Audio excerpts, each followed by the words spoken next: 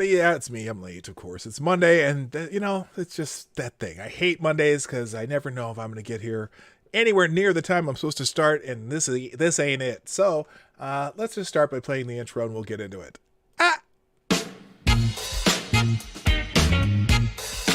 Ladies and gentlemen, coming to you live from the Lucky Dog studio in a hidden location somewhere in the upper Midwest of the United States of America, it's a brother making his own way, but with all the wrong opinions. Welcome to the Morning Night Live with your host, yours truly, PDawg Knight. Hey, how about if we stop that music and put my face on the thing? You know the thing, right? Hey, good morning. Welcome to the Morning Night Live. It's me, Marty, also known as PDawg Knight on the internet, and welcome back to the Dawg Knight Channel. It is September. Do you remember? 26th night of September, the 14th of 2020. It's Monday, and everybody hates Mondays, especially PDawg Knight. No, I don't hate Mondays. I'm one of those guys who go into work early Monday morning. We go into 1 o'clock in the morning on Mondays. Ugh. And I'm the guy that goes in there all happy, and I'm saying hi to everybody. Hey, good morning. How you doing? I'm the, chipper and all that shit. And people hate me for it. So anyway, being too optimistic. So as you can tell, I am quite late today. And I really have to apologize. It's just one of those things. Like I said, on Mondays, the show is going to be late sometimes.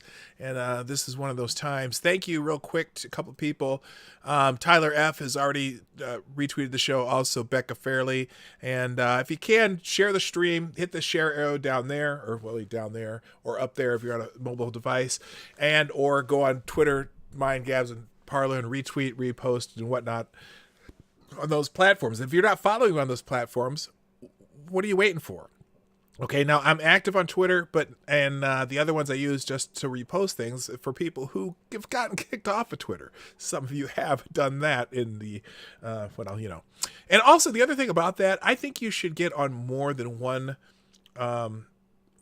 platform, just in case. Like, for example, I do have a BitChute channel, which is also PDawg Knight, same name. All my social media stuff regarding PDawg Knight, my internet ego, and the ego has landed, are all PDawg Knight, at PDawg Knight, Cashapp, $ PDawg Knight, BitChute PDawg Knight. I have a Facebook page on as PDawg Knight too, but I have never really used that, so don't worry too much about that. And besides, I hate face crack. Thank you, Skookum, for adding to the that'd be tweeting out the show, retweeting the show. I appreciate that. Let's say good morning, everybody. And then this is going to be kind of a random show. There's stuff that happened over the weekend, stuff on Twitter that, I'm just going to go over. I don't really have an agenda today. What I think I am going to do, though, is I am going to do another stream this afternoon, kind of just to make up for this morning because, this shit happens. And, I think Bucky's stream right now too anyway, but it doesn't matter it doesn't matter. I have my own show. Couple programming notes though before I start. This Friday will be my 420th show. You following me here? It's going to be another 420 show, where I'm asking that all super chats be 420 on that day, and we'll talk about drugs or something. I don't know. I'm not into that stuff, but it's just funny that it's my 420th show, and that's what we're gonna, I have another 420 show. Anyway, all right, let's get it. Let's say good morning, everybody. Good morning, Becca Farley, who was the first in the chat today and gets the bell. Good morning. Also, good morning to Renee Mayette, Select a Boy. Yeah, boy. And Mike Savage, Blarg, Black Hebrew Israelite. That's right. Jonas Pedersen. And, oh, wow, you guys have been talking quite a bit. Richo, my friend from down under, and let's see, it's kind of, CNN Sucks, the most redundant name on the internet. Good morning to Hey Larry. Hey Larry. Good morning, Aaron Meredith, Midday Sin, Sir Emden. You changed your name, Brutus. You have a new name. I knew that was your avatar. Good morning, Sir Emden. Amy in Connecticut, what's up? Dawg, what's happening? Katie did skate. Nice to see you back. Cynical Lindsay and Kessler. And I think that's everyone in the chat. Edibles for everybody on Friday. Baked brownies. Yeah, my edible story, I think you've already heard that. And I think I am done with the edibles. But on that note, Lady Boomer is leaving for Colorado. She and one of her very, very dear friends are going to go out to Colorado for a week at the end of this month. And I got a feeling I have to be very careful of which candy I eat this time when she gets back. Because I think she might, that's okay. Most of you know the story. By the way, I do have my cup of reparations coffee in the 2020 For Fuck's Sake cup, which is very appropriate for this year. And I am taking a sip. If you can take a sip, this is a good time to do it. That's very good coffee. Very good coffee. I'm very happy. Also, good morning to Balin Bobby. I see you there. I see you. All right. Now,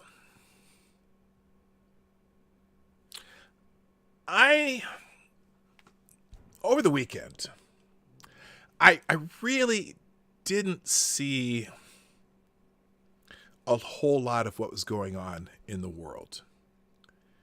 And part of that is because on Saturday, my wife and I were putting a bunch of paperwork together for something that a project that we're working on.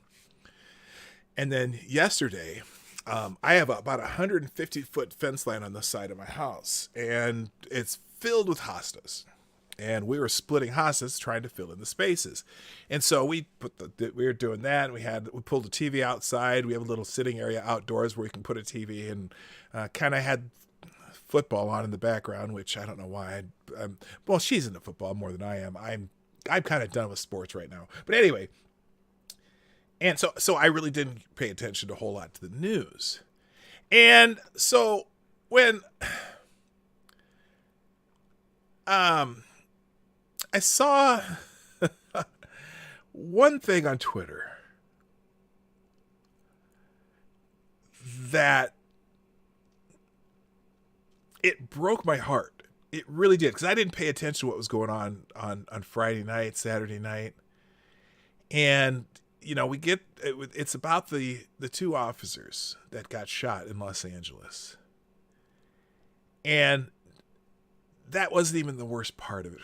When I heard that there were people protesting at the emergency room, cheering for two human beings to die. And it really got me to thinking, is this really what we've come to? And even the worst part of that, I'm watching a select number of people on Twitter cheering that on. And saying, well, this is what they get. They brought this on themselves. What did these two officers, these particular two officers, what did they do to bring this on themselves? A mother of two, another guy is a young guy. And so I came on and I went on my favorite aggregator this morning, and pretty much that's what his introduction is this morning. So I'm going to read J.J. Sefton's introduction on the Morning Report on the Ace of Spades blog, because it kind of brings me. I don't know, man. It's crazy. It's crazy. Anyway, so J.J. Sefton's introduction. Oh, good morning. Good morning, Keenan, and also Chadwick Dupree and Amy in Connecticut. Good morning. So good morning, kids. He says Monday, and the lead story, of course, is Saturday night's cold-blooded attempted assassination of two LAPD officers as they sat in their patrol car in Compton, which I believe is Maxine Waters' little fiefdom. by some still at large subhuman animal. The latest report is that the officers are out of surgery and are expected to be alive, or expected to live. That's good news. And considering they were both shot in the head, going forward, every second of every day of the rest of their lives will be physically and emotionally painful. Prayers for them and their loved ones and the rest of us, really. Good morning. Good morning, Scribe. Good morning to the gayest person on YouTube. By the way, those are two different people. And also good morning to Advocatus Diaboli, the devil's advocate. Good Lord. Okay, so without getting distracted by the problematic nature of law enforcement and policing in this country, especially over the last 10 to 20 years, the fact remains that in what is supposed to be a civil society where the rule of a just and stable law is generally respected by the citizenry, mostly and hopefully because a sense of morality and ethics are drilled into us from an early age, police officers are who enforce that code when individuals disregard the latter. They are a physical embodiment of that code and serve as both a reminder of the consequences of disregarding it, but more crucially, the security that we can go about our lives unmolested in our own individual pursuit of happiness. But over the past decade or so, and especially over the past 4, we have had an erosion of trust in law enforcement because of the creeping corruption from the top down of those who make our laws, those who sit in judgment, and those who are there to enforce them. If you want to understand how 2 cops sitting in a patrol car can get ambushed like that, look no further than the actions of the Democrat media complex and Barack Obama himself. Because this fish well and truly this fish well and truly stinks from the head. Anyway, this fish truly stinks from the head. Then again, what's old is new again. Now, this is a little history. These 2 gentlemen right here, Joseph Piagentini and Waverly Jones, is from another era. Hello, hypnagogic monk. How you doing? This is from the past. Patrolman Waverly and Joseph Piagentini were shot and killed while on foot patrol in the Colonial Park houses of public housing complex at 159th Street in Harlem River Drive. They were ambushed by members of the Black Liberation Army. As the 2 patrolmen were returning to their cruiser approximately 10 p.m., 3 suspects snuck up behind them and opened fire. Patrolman Jones was stuck in the back of the head and killed instantly. Patrolman Piagentini was shot 13 times and succumbed to his injuries en route to the hospital. One of the suspects stole Patrolman Jones' weapon, which was later recovered in San Francisco, California, after several BLA members opened fire on a San Francisco police officer. 2 of the suspects, along with 5 others, were also involved in the murder of Sergeant John Victor Young of the San Francisco Police Department on August 29th, 1971. The 3 suspects were arrested and sentenced to 5 years to life. 1 of the suspects died in prison. 1 remains in prison. And the 3rd was granted parole in March 2018. Good morning, John Sislowski. The end of the watch for Jones was May 21st, 1971. It's almost 50 years later. 50 years. Same shit, different decade. Only this time, the likes of Bill Ayers and Angela Davis aren't on the lam and outcast. They're in our government, our legal system, our media, Wall Street, Main Street, our churches and temples, and for sure, our mosques. And most crucially, our schools. The anti-American bilge they were spewing over 50 years ago is now taught as gospel truth from preschool all the way up through post-grad. The Black Liberation Army is now Black Lives Matter. The only difference is Black Lives Matter is feted, celebrated, and funded to the tune of nearly $2 billion with a B, mostly by corporate America, an institution that BLM has openly sworn to dismantle. The other difference is that anyone who dare utter a criticism or highlight that fact that it is a revolutionary Marxist terrorist organization is openly shunned, blackballed, racist, or worse. Worse. Meanwhile, Angel of Death Cuomo and Bill Bolshevik have not only strangled the world's fifth largest economy and arguably its most iconic city to death, now they're cooking its corpse and having it with fava beans with a nice Chianti.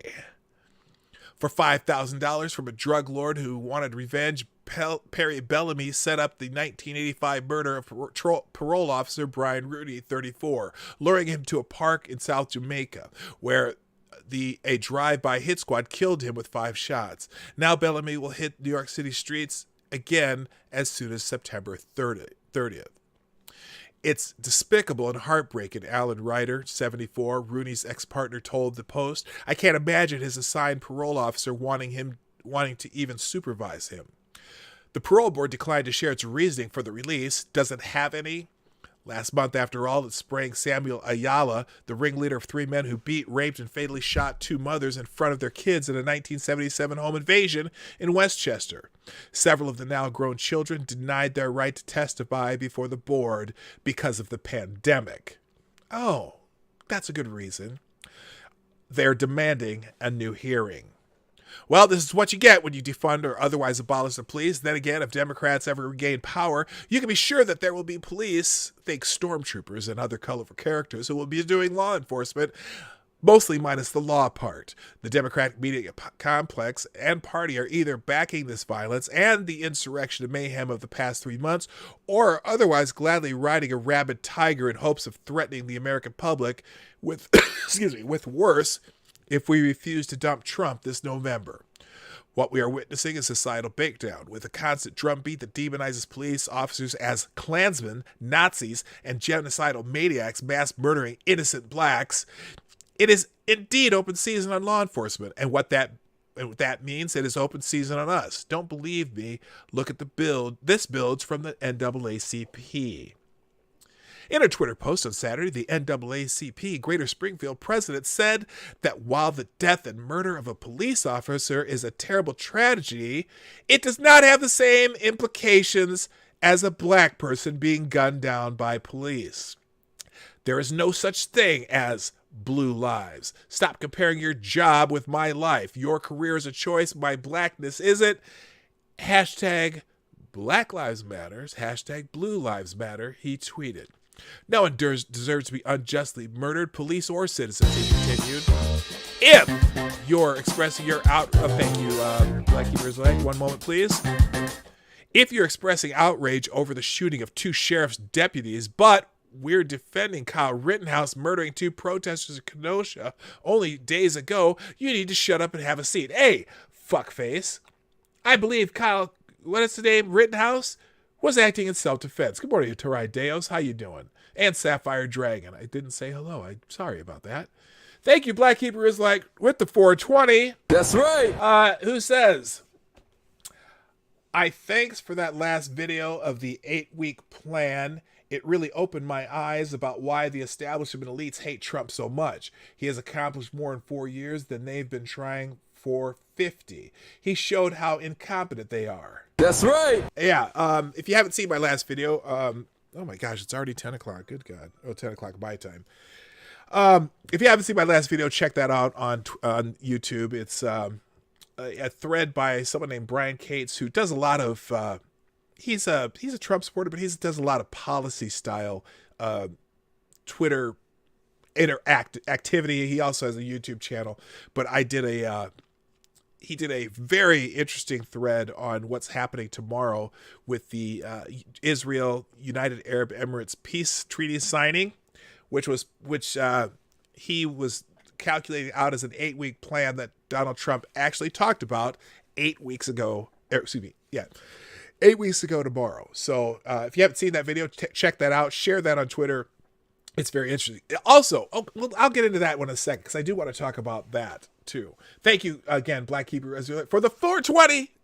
Anticipating for Friday, which is my 420th show. All right. So this whole thing. And it's funny because I saw a video on Twitter where a dude was there as it happens on his phone, and he's just almost celebrating. He's talking about it like, oh, they got one, they got him, they aired him out, and just excited and smiling and laughing that they murdered 2 police officers in their car. Now, it's holy shit. It's amazing. Here, let me I'll do a couple. I'll do one of these articles. Let's do the no, I don't want to do Breitbart.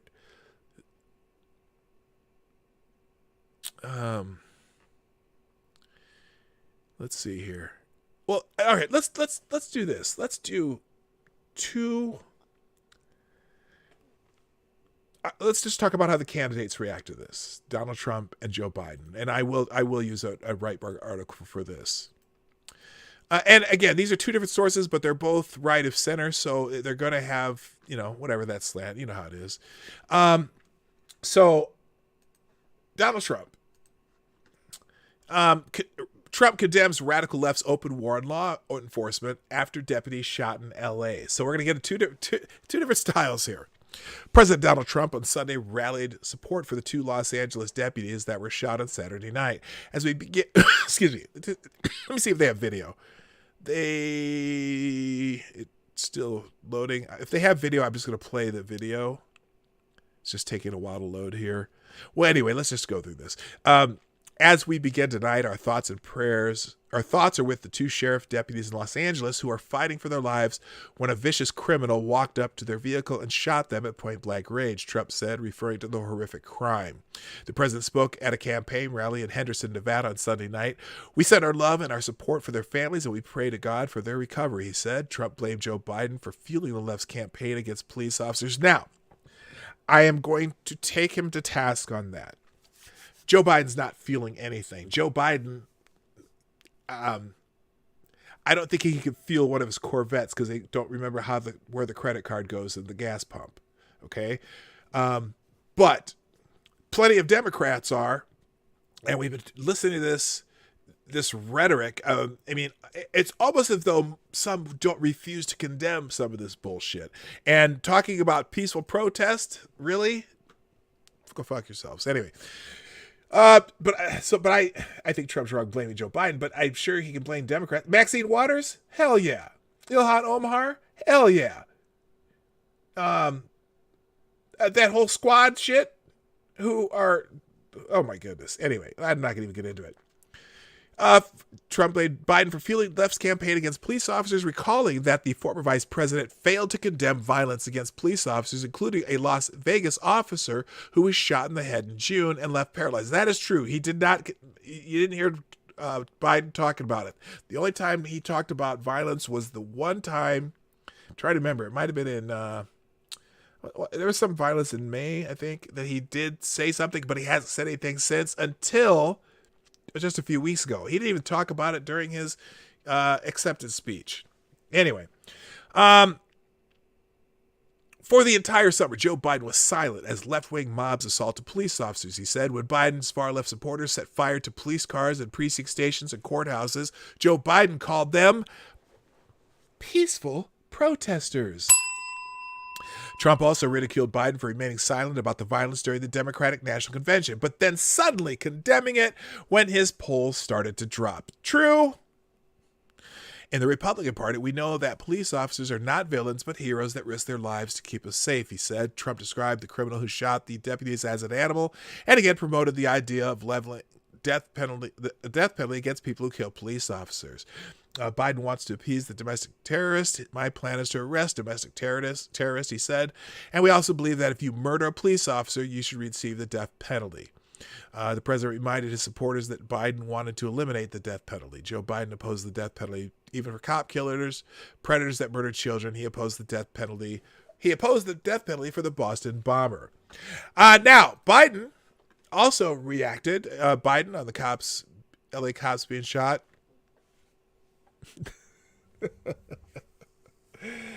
This line, okay, so violence of any kind is wrong. Huh, that's interesting. On Sunday morning, following the cold-blooded ambush of which 2 Los Angeles County Sheriff's deputies were shot in the head as they sat in their patrol car, Democratic presidential candidate Joe Biden studiously avoided ascribing the brutal act to the possible mentality of viewing the police as systemically racist, a charge he made specifically at least twice. Instead, Biden tweeted, "Violence of any kind is wrong. Those who commit it should be caught and punished." Here it is. The cold-blooded shooting is unconscionable and the perpetrator must be brought to justice. Violence of any kind is wrong. Those who commit it should be caught and punished. Jill and I are keeping the deputies and their loved ones in our hearts and prayers for a full recovery. Biden has not been reticent to call the police systemically racist. In June, a CBS News' Norah O'Donnell asked him, "Do you believe there is a systemic racism in law enforcement?"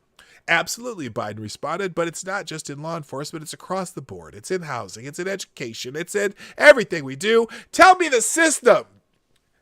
I'm a black man in America living in a big old expensive house with a pool and a big old yard that I plant a lot of fucking flowers in. And I don't recall someone telling me that I couldn't buy this house because I'm a black man in America. There's a lot of black men in America and black women in America who live in big old houses and have great old jobs, even though some of us, not all of us, do well. And you know what? I bet you if everyone took the same ethic that I did when I was a kid, I bet a lot more people could do well." But I digress. Anyway, he continued, "It's genuine, it's real, it's genuine, it's serious, and it's fabulous." I'm sorry, he did say that. "And it is able to be dealt with. Look, not all law enforcement officers are racist."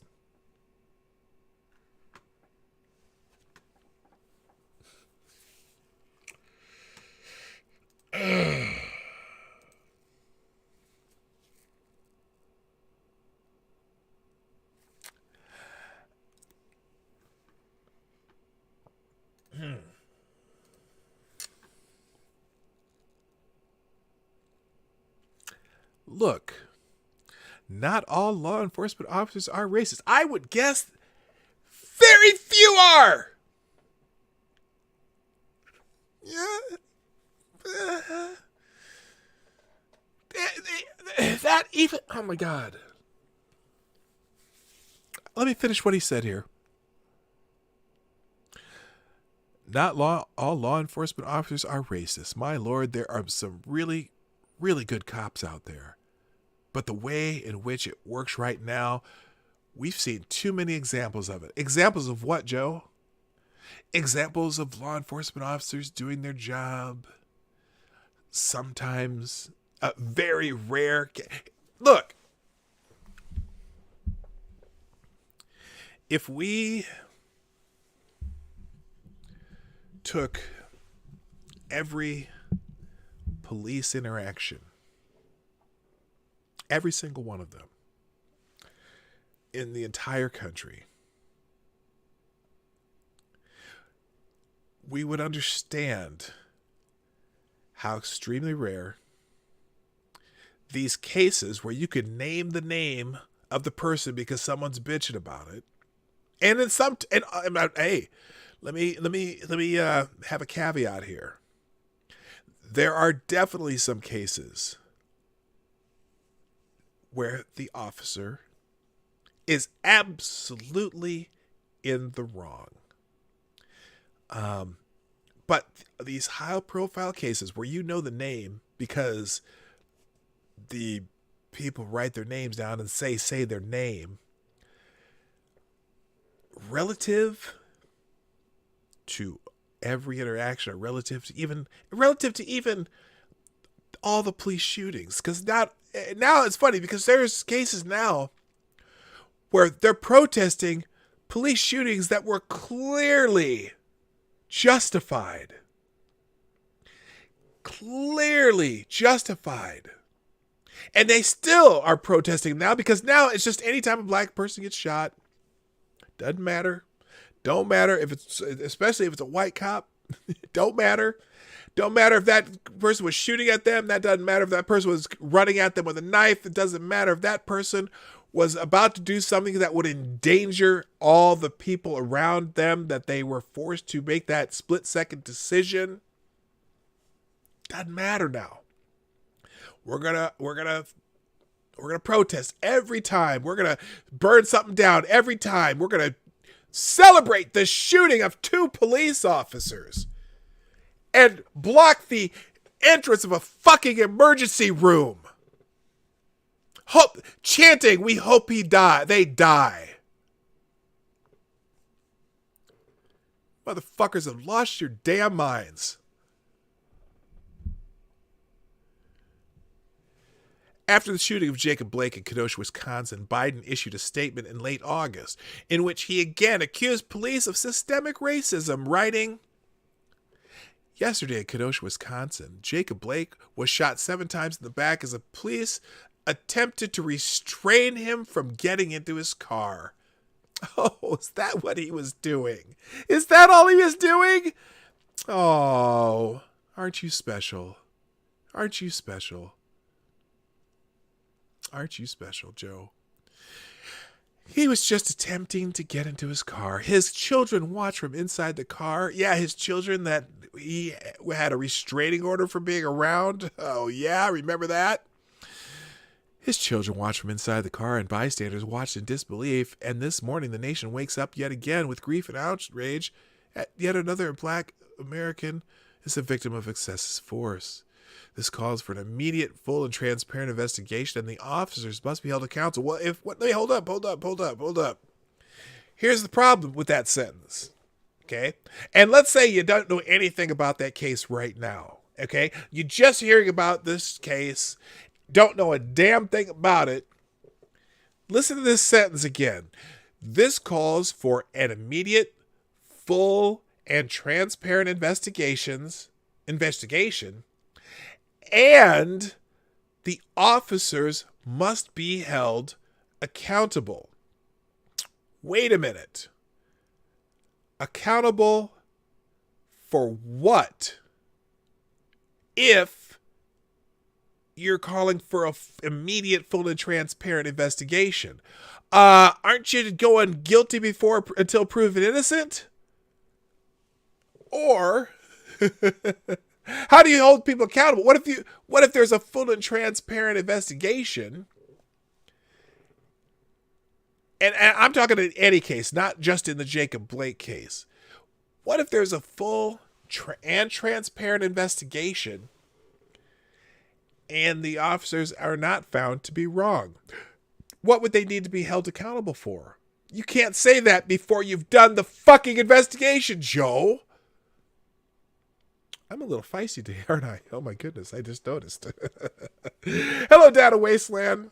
By the way, here's my shill for the day. Share, like, Streamlabs, donations, comment. There you go. That's all I have time for. I'm going to do a second stream later this afternoon. Just watch for the notification.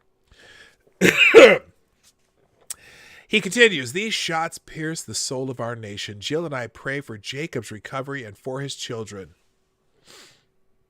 Equal justice has not been real for Black Americans and so many others." What do you mean so many others? What are you talking about? "We are at an inflection point. We must dismantle systemic racism. It is the urgent task before us. We must fight to honor the ideals laid in the original American promise, which we are yet to attain. That all men and women are created equal." Oh, he loves going to that, doesn't he?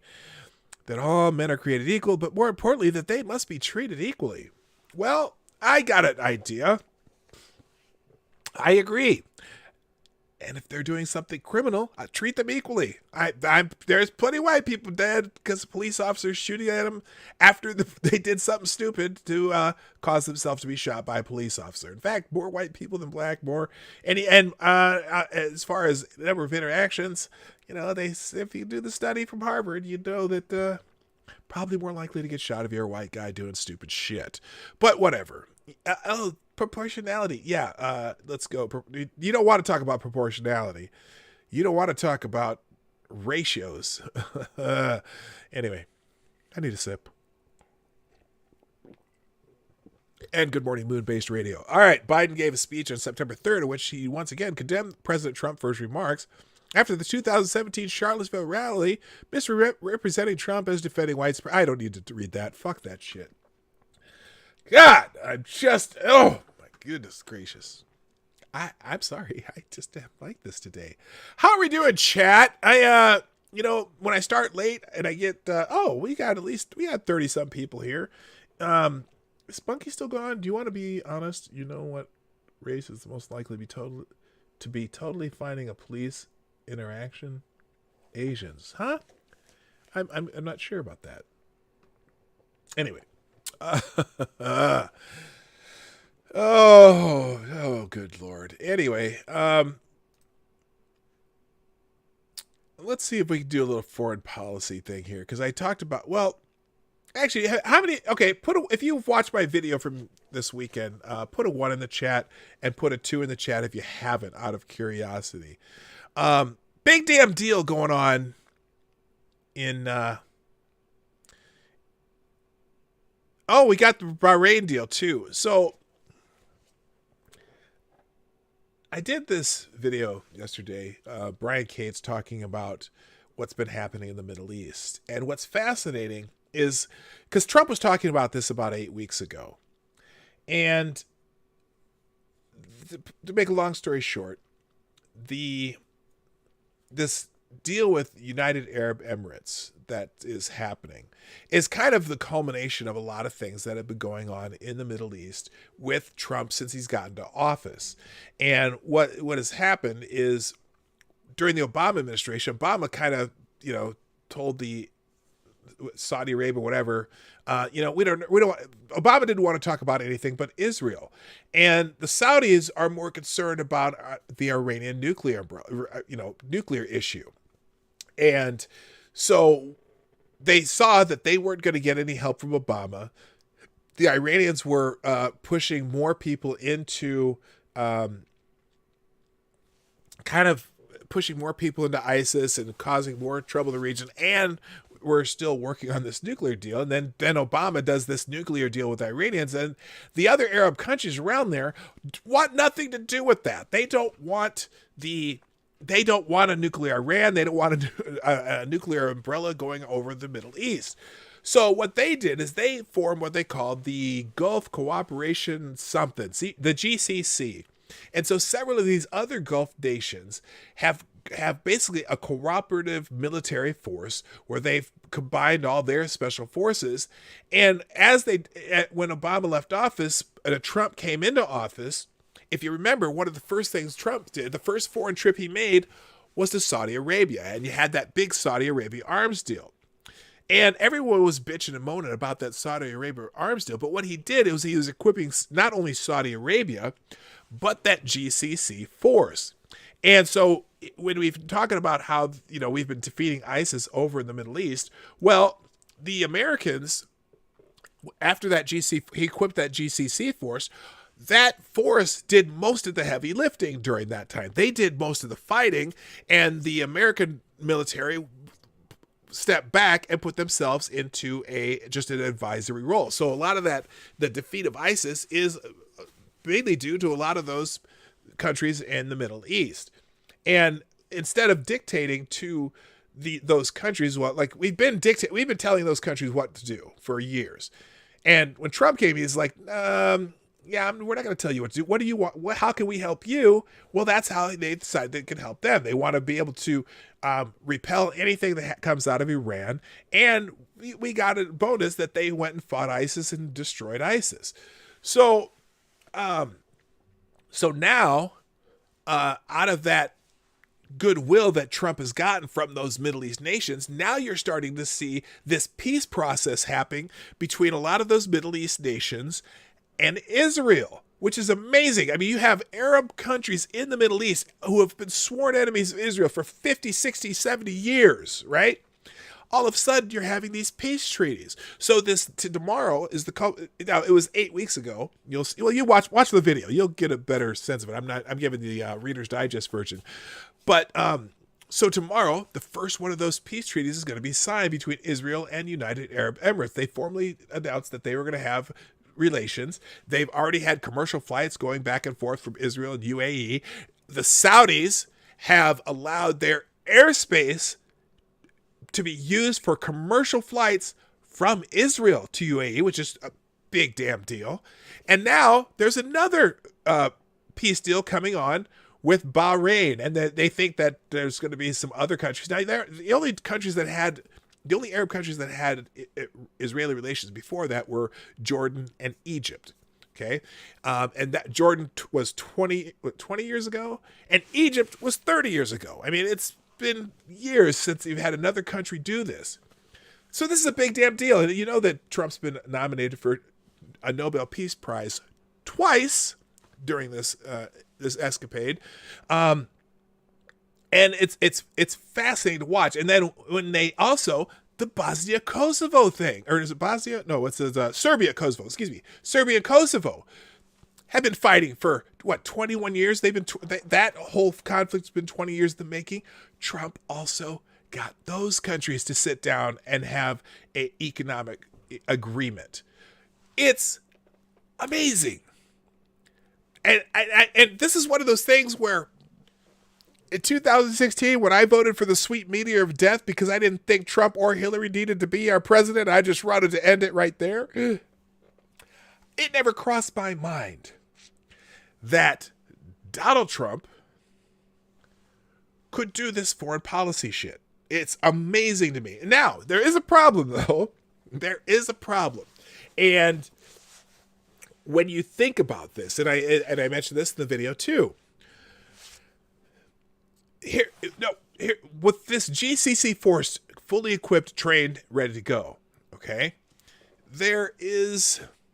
and also what it does, it opens up the possibility that the United States, our military forces aren't needed there anymore. That's why Trump is suddenly being able to pull more people out of Afghanistan and Iraq and reduce those forces down to maybe nothing. Who knows? Here's the problem, and it makes me nervous. It makes me a little bit nervous thinking about this. So there are a lot of people who are highly invested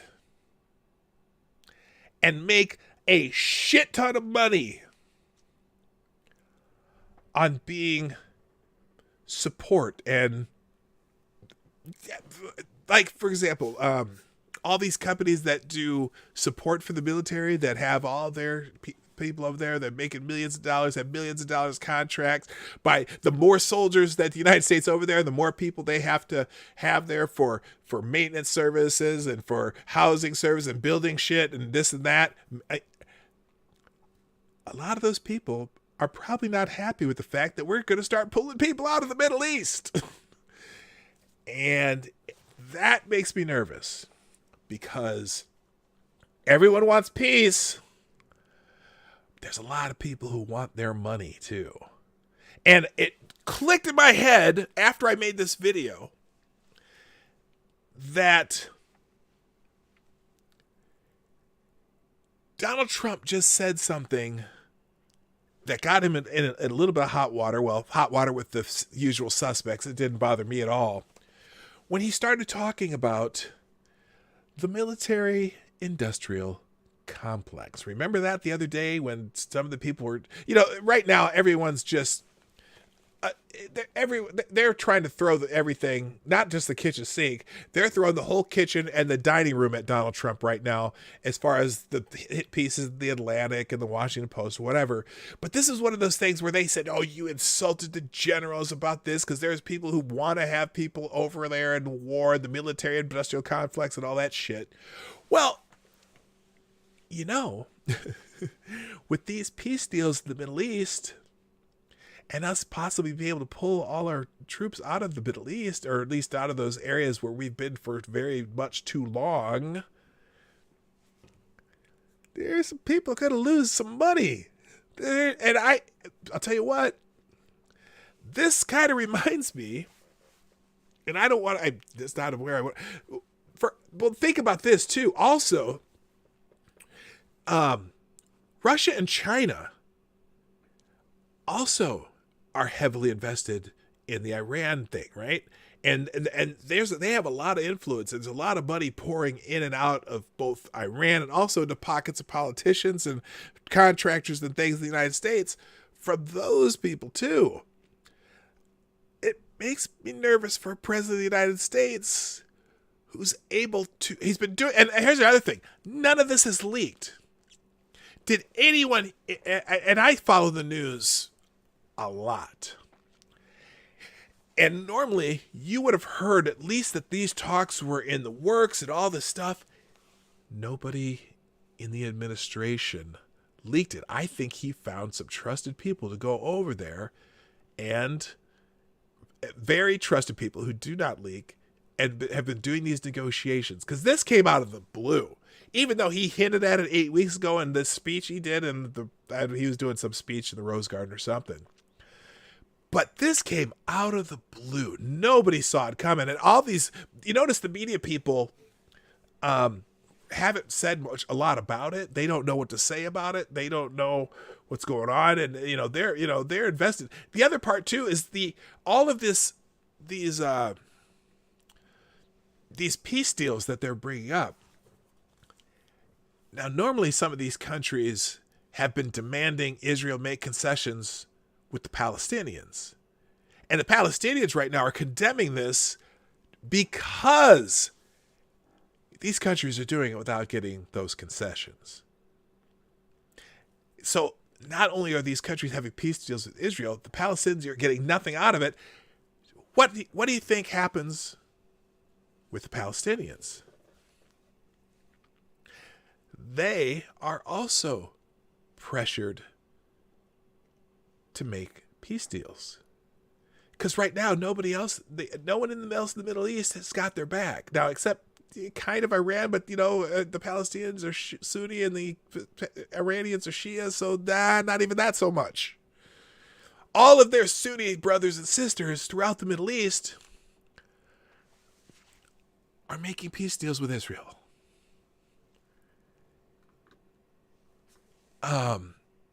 So it's a fascinating story that I don't know.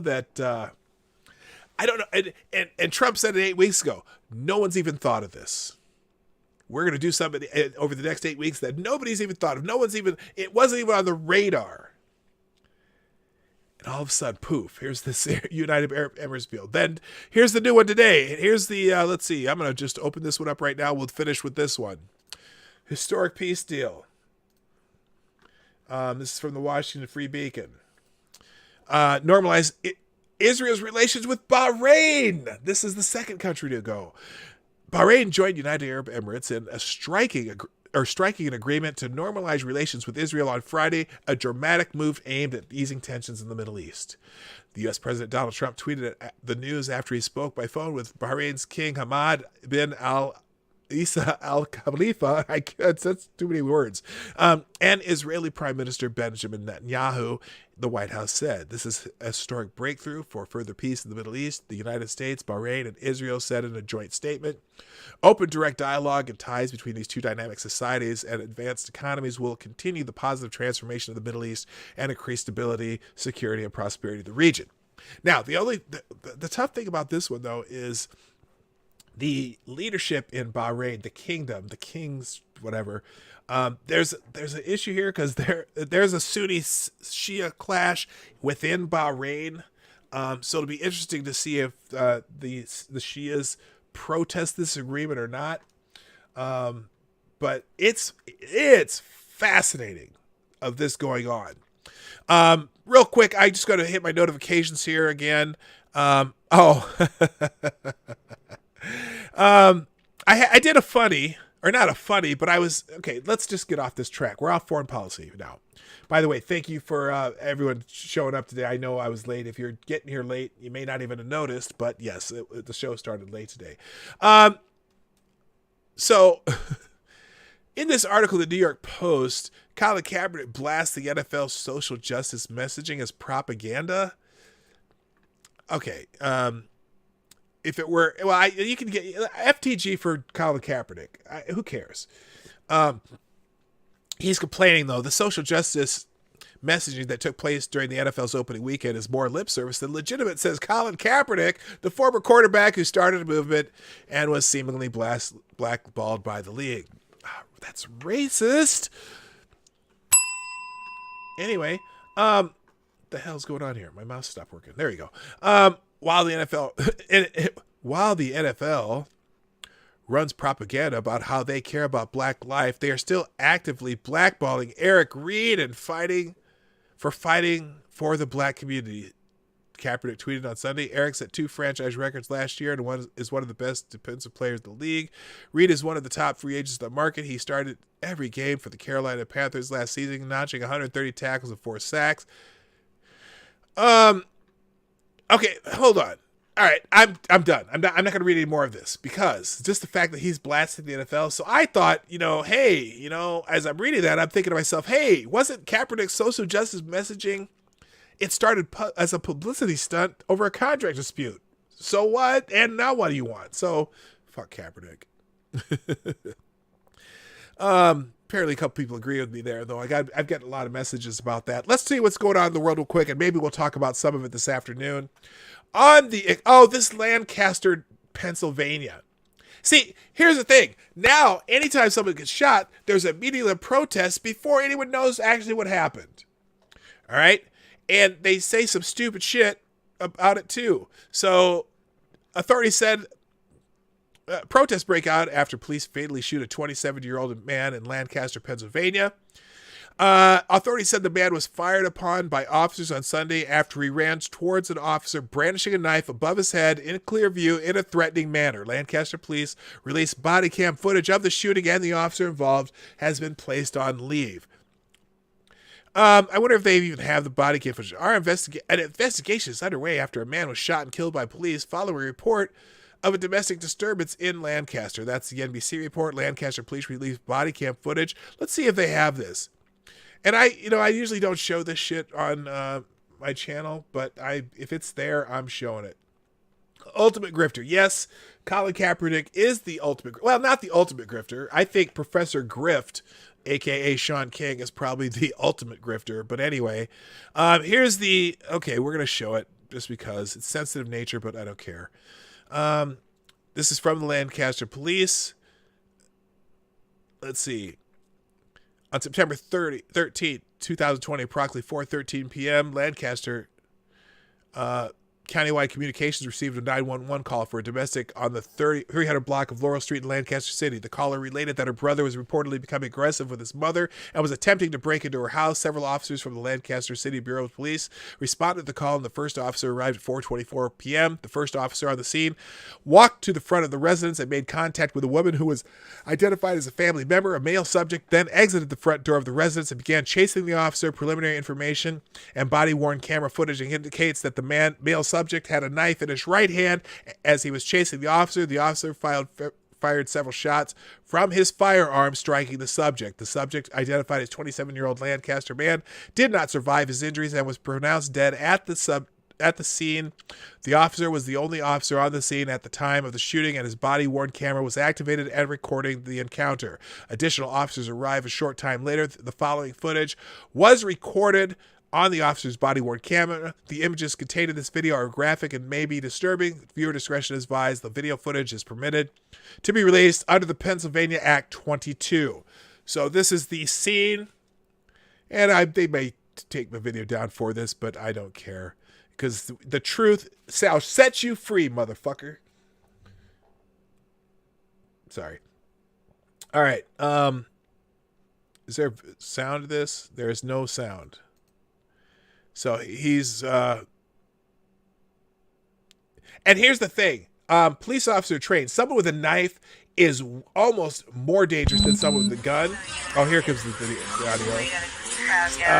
Someone coming at you with a knife is way more dangerous than someone with a gun. Guns are hard to aim, believe it or not, but a knife is a very dangerous item to have if someone's coming at you with it. You don't have time to react.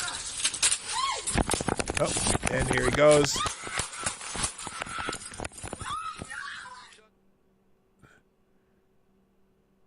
Okay, so he literally was running at the man with a knife. So people protesting this, did not, I'm not going to show any more of this. People protesting this without getting the information. It's just you just automatically protest because someone was shot. I'm sorry.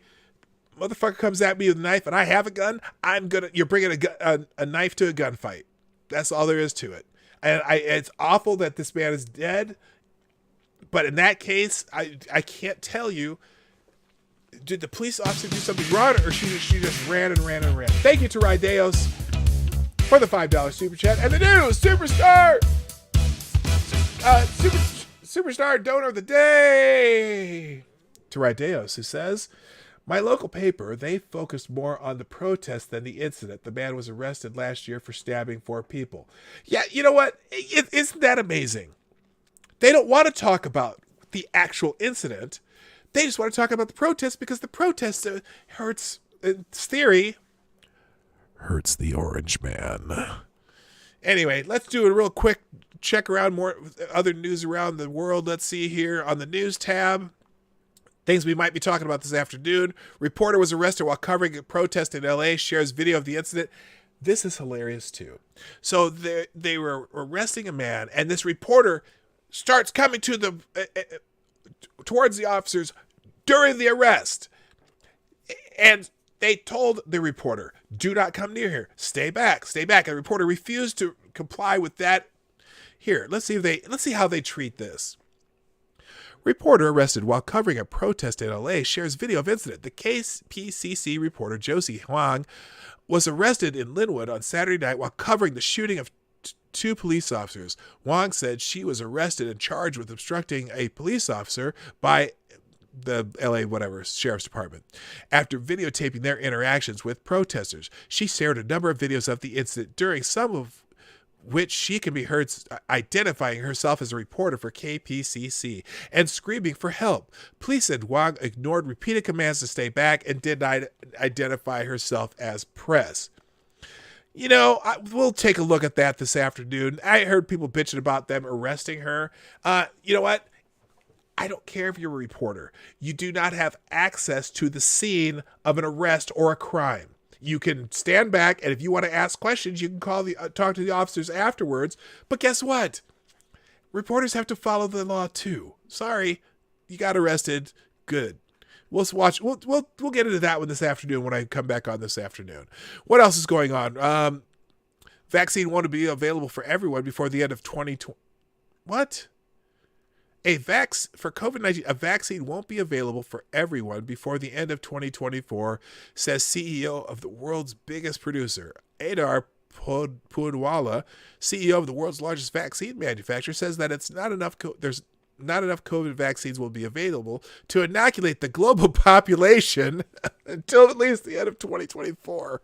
According to Poonawalla, pharmaceutical companies are not increasing production capacity quickly enough to vaccinate everyone faster. Now, I wonder why they put that article out. That's fascinating. I wonder. So they're talking about vaccinating the entire world, between 7 and 8 billion people. Good God. Yes, we're going to do a PDawg double feature because I started so late today. Jonas Pedersen, yes, thank you. Yes, Zombie Teddy, same thing. And good morning, Zombie Teddy, ham and beans, and check your logic. What's up? All right. That's just, oh my God. So I can imagine. Let me see here. Let me just find. I'm going to click one of these tweets, and then we're going to watch. I'm going to read some of the responses. Because essential workers and high-risk people should get it first. Good. Yep. All politicians and governments should get it first. Oh, that's interesting. The headline is misleading. He is saying that pharma is not going to producing quick enough. You have to think he benefits from overproduction of the vaccine, so he is spreading some fear to get business going even better. Interesting. Misleading headline. The bottom line is that enough people will be vaccinated by next year to ease a lot of the burden we currently face. Also, look at the bright side. The environment will do well if we lock down 3 more years. Just saying, okay, shut the fuck up. Here's the thing. You need to vaccinate vulnerable people. That's about it. You can vaccinate more people, but why? Why are you... if you're 60 or older, yeah, absolutely. And younger than that, maybe not.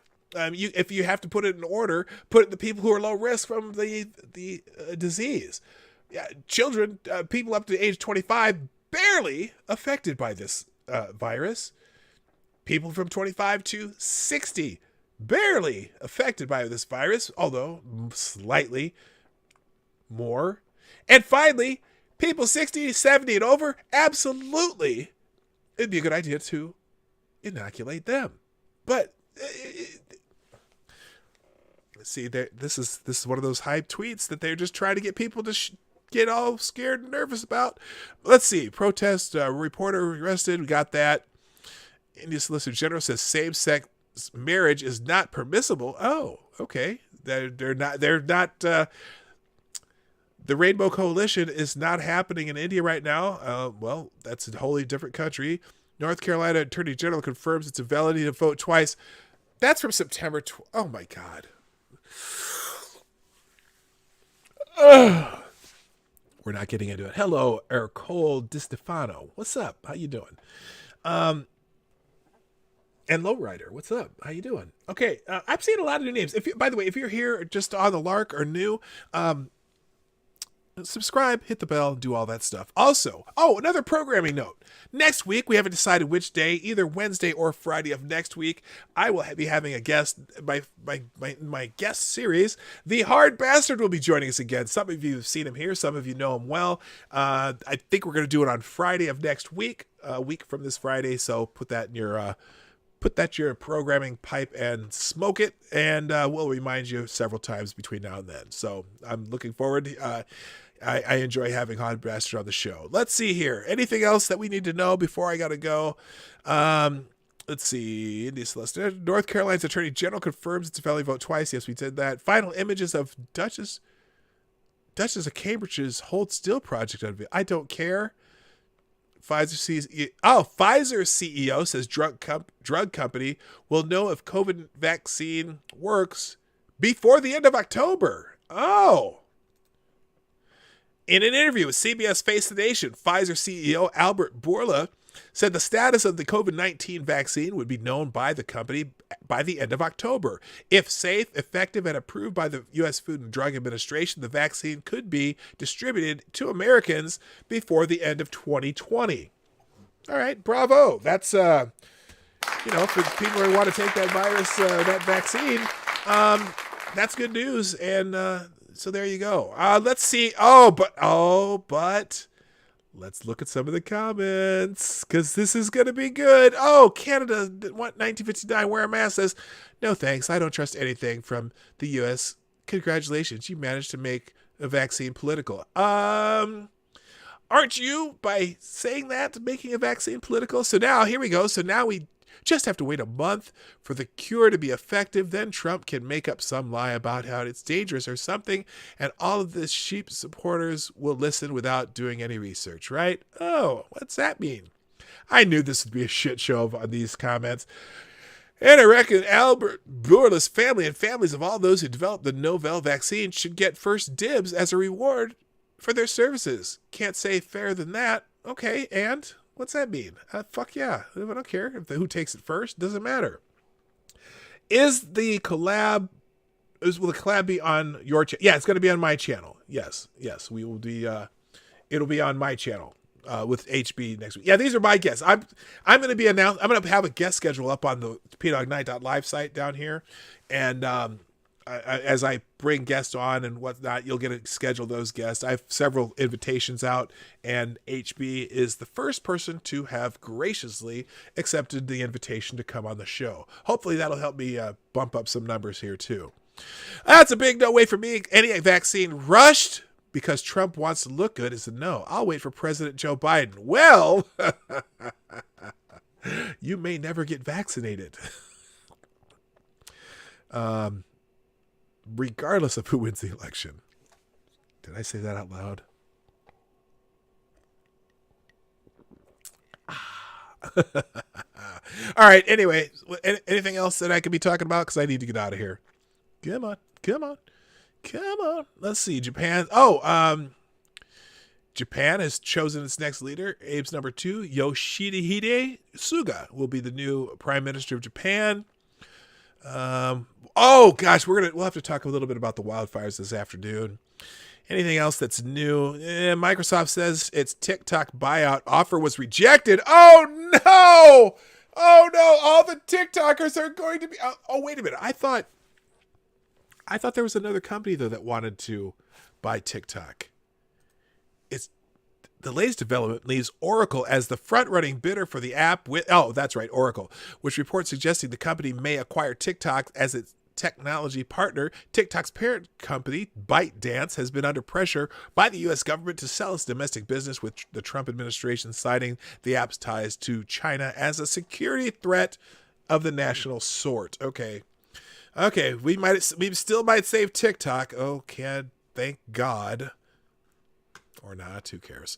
And then Louisiana declares a state of emergency as the Gulf Coast braces for Tropical Storm Sally. So if you are in the Gulf Coast, you're probably going to start feeling the effects of that very soon.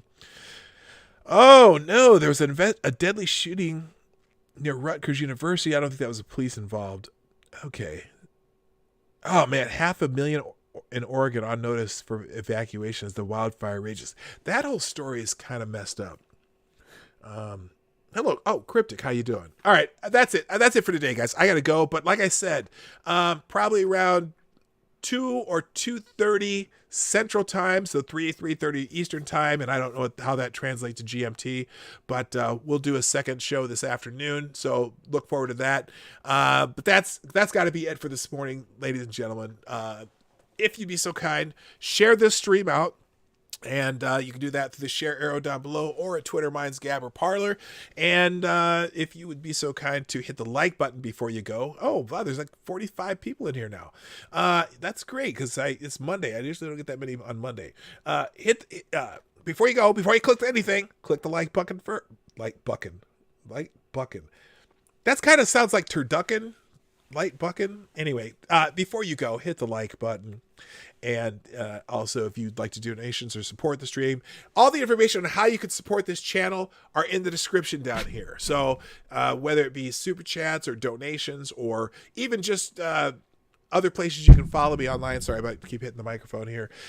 Those are all down in the description down below. But that's it for today, people. Until this afternoon, I got to go. My name's PDawgKnight, and I'm out of here. Bye-bye. Hey, this is PDawgKnight, and thank you for watching today on the PDawgKnight channel. If you have an observation or remark you'd like to make about this video or my channel, I absolutely welcome you to write it in the comment section down below. I really look forward to hearing from you.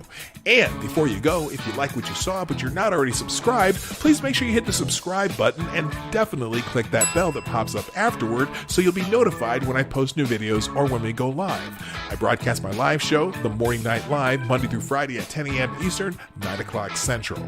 A special thank you to all supporters of this channel who share our videos on social media and who make donations through the Streamlabs link, which is also in the description down below. Thanks again, and until next time, I'm PDawgKnight, and I'm out of here.